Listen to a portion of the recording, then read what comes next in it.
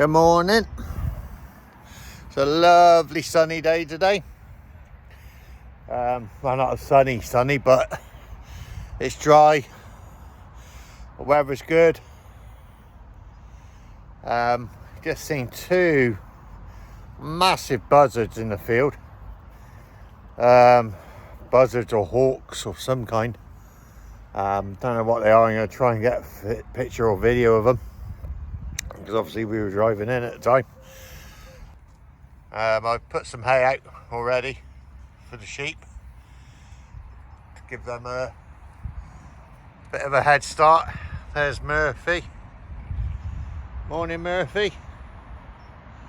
He's having his feed. There's Debbie over there, just getting her little bag of goodies and her bucket of feed for the sheep. Hay shed is looking good. This little one's looking good, munching away on hay. So as you can see, we got the post digger. Everything's done by hand at the moment because we ain't got a post hammer, so it's dig, put some stones in, etc. Then compact it. We got the two pallets there. I'm going to drag one pallet over in a minute, make a straight line, and then we can get that one in. We got the post over there ready for it, so that's the plan for this morning. And then we might try and get some of these lap foot as well, possibly even try and get this other one in if I can.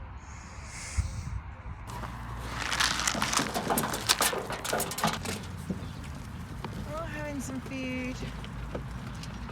Mr. Crow watching over us.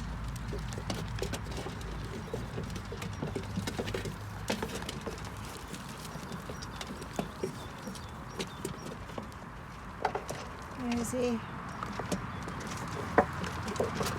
Loud.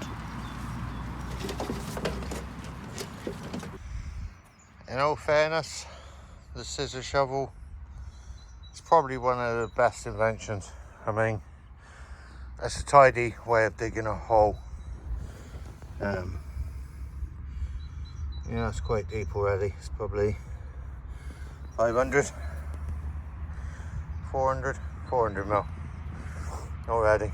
So I'll try this posting and we'll see how much more I need to go down. I've got a rough guide by the side of this. I like keeping it just the top of the post to the underside of this. Just makes it a bit more neater. And then we can screw in the 4x2 to the 4x2 of the existing one. I wonder what one scratches today. This one's his boo-boo. As you can see, we've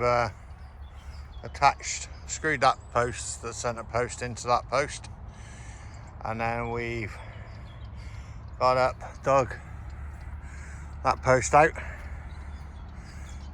put that post in, and then well, actually we put the pallet on first, and then we slid that post between the pallet all the way down into the hole that we dug, which gives us a good 2, 3, 4, 5, good 5-meter section. And then obviously we'll return the post up that way, and then the cladding that we got, we'll start putting the cladding on the bottom up to probably the second hole down, so it's still got a bit of an air vent, just to allow the wind to pass through it. That's the plan. We're going to do some work on this tree. As you can see, it's completely covered in ivy, so I'm going to ring it so that the ivy dies. As you can see, got a gap in all the ivy all the way around. So hopefully the ivy on this tree dies. So this is another cheap hack on how to get a nice little field shelter. What we've done with the posts and the pallet, we've screwed that in with 3-inch screws into the pallet, and again here 3-inch screws. Obviously can't do the top because of I hit it down a bit too much, but that post is 2 4x2. So they're all screwed together as well. So now I'll start putting some of the laps on. I've left the handsaw at home, so I'm going to be able to do certain parts of it. Obviously we have got some that I can get on with, just to show you and give you a rough idea of what it's going to look like. The 4x2 I will extend coming up through the pallet in a minute, well tomorrow probably, when I bring the saw down to the same height as the shed, and then put a cross member across it as a joist for the back of the lean-to. I need to put in 2 posts out of the front, and then put a 4x2 across the top of that, probably 2 in the middle as well, I'd imagine, just to give it a bit of bracing, and then I can get some roof sheets on it, and then I'll have another little store that'll be handy for the animals, etc. Or even if we get more hay or whatever, it's just, you know, somewhere where we can store stuff.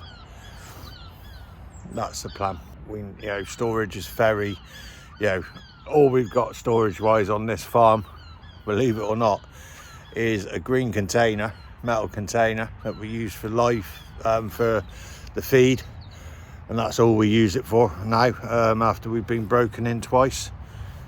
We've got the hay store, we've got Bono the pedigree saddleback, he's got a field shelter. The horse and sheep have got field shelter out in the front field, and also we've got another little shelter at the top of the farm, just around the corner by where the little pigsty is. But that is all we've got for storage. A lot of the time we're bringing stuff up and back from home to do what we need to do, which makes it very difficult here, hence why we're looking for a tenant farm. It's so hard to move forward. Unfortunately, the Wiltshire farm, that fell through. We spoke to the agents, and basically they had 46 tenders for that one farm. He said it was the most he's ever seen for one farm, which makes it hard to get onto the farming train. You either got to have a big bit of money behind you to buy land, or you're handed it down. I mean, a lot of these farms that come up for tender, this would probably be a bit disrespectful, but when your dad's already got a farm, and then you go out to try and get your own farm when you're the only sort of successor to your father, I mean, that ends up you're having 2 farms. That's why it's so hard to get a farm in this country, because the children go out to get a farm, the father then changes his farm to storage, or because he's getting too old, so he's changed it to storage or solar panels or stuff like that, and not allowing other farmers to have a chance. It's so the son's got a farm, the father's got a farm, and then the father turns it into storage and what have you. So it makes it harder for the child to get a farm, or anyone else to get a farm for that matter. It's a pain. That'll probably upset a lot of people, but it is our struggle. That's why we're struggling to get a farm. It's because they just convert them into storage things, and if they don't want to be in farming, come out of it, sell it, let it go, let someone else take it, let someone else rent it off them, so they can still have a bit of a life. it's so hard to get a farm in this country. Like I said, unless you got money where you can buy land and then, you know, face going through all the hassle with planning permission to get a property on it, and it's so hard, so hard. Frustrating is unbelievable. It's so frustrating. Looks like Debbie's over there doing a bit of ringing of the trees to try and let them grow a bit. But yeah, it's very frustrating. Right, that's enough of my rant for today. Let's carry on with this fencing, see if I can get a bit more of it up and done. Don't you just love a wife who can do the job she needs to help with? She is good. Half-handed though. You may be, but you're getting them done. So yeah, this will get cladded all the way up to probably the top one.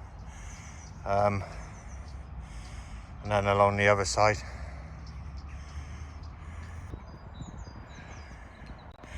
So we've done what we can for the time being. Obviously, ain't got a saw, and obviously I'd like to get some uploads done.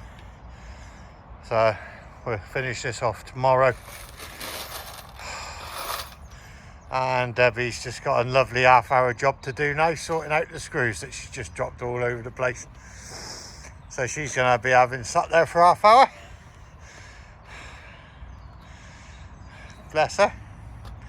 That's what it takes when you don't do the lid up properly. So yeah, we need to sort of cut the ends off a little bit on both sides, and we'll probably take it up to leaving the top hole open just to let a bit of air through.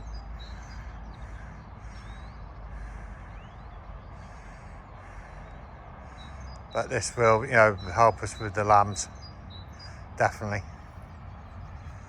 So we've got home and we realised that we didn't actually sign off because I threw the screws all over the floor. So just to say, stay safe and we'll see you all tomorrow.